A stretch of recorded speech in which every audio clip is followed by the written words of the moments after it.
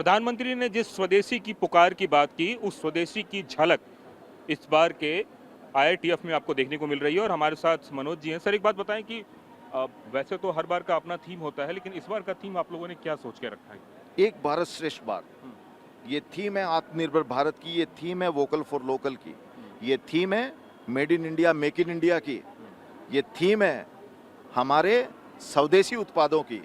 आपने देखा होगा पिछले कुछ समय से पूरी दुनिया में जब टैरिफ वॉर चल रहा है, तब उसके बीच हमारी खादी आज आत्मनिर्भर भारत का प्रतीक बन गई है। आपने देखा एक से एक हमारे कारीगरों के बने हुए उत्पाद, भागलपुर की सिल्क हो, है ना, मलबरी हो, हमारे सरसों से तेल से बने हुए हमारे अनेक उत्पाद हों।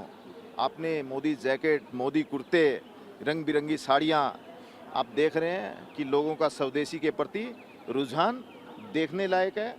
और मैं मानता हूं कि लोगों ने माननीय प्रधानमंत्री जी के नेतृत्व में स्वदेशी को एक मुहिम बना दिया। सर, थोड़े दिन पहले अमित शाह जी ने एक आह्वान किया था कि हर आदमी 5,000 रुपये का कपड़ा खरीदे खादी का। क्या आपको लगता है कि हाल के दिनों में खादी को लेकर लोगों में जागरूकता या फिर खरीदारी की चीज़ें बढ़ी हैं? आपने स्वयं देखा कि पूज्य बापू की जन्म जयंती के दिन 2 अक्टूबर को माननीय गृह मंत्री जी स्वयं खादी के स्टोर पे आए और उन्होंने स्वदेशी उत्पादों को ना स्वयं खरीदा, उन्होंने देशवासियों को अपील की कि वो साल में एक बार हर परिवार 5,000 रुपए की खादी अवश्य खरीदें।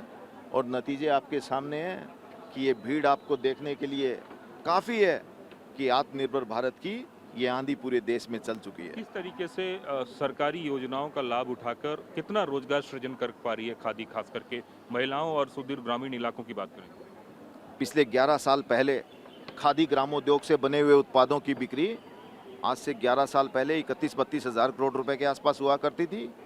आज माननीय प्रधानमंत्री जी के नेतृत्व में उनकी ब्रांड शक्ति से 1.25 लाख करोड़ रुपए का कारोबार आज खादी ग्रामोद्योग के उत्पाद कर रहे हैं।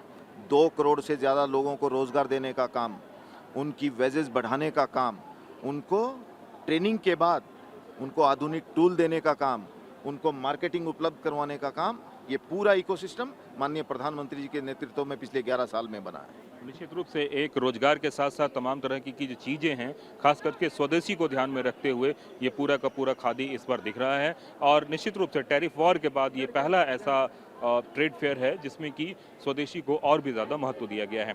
कैमरामैन खुर्शीद के साथ Kumar Kundan, TV9 Bharatvarsh, Delhi. Tariff war के बाद जिस स्वदेशी को अपनाने और आगे बढ़ाने की बात हो रही है, उसको लेकर खादी अपने आप में एक बड़ा ब्रांड हुआ है।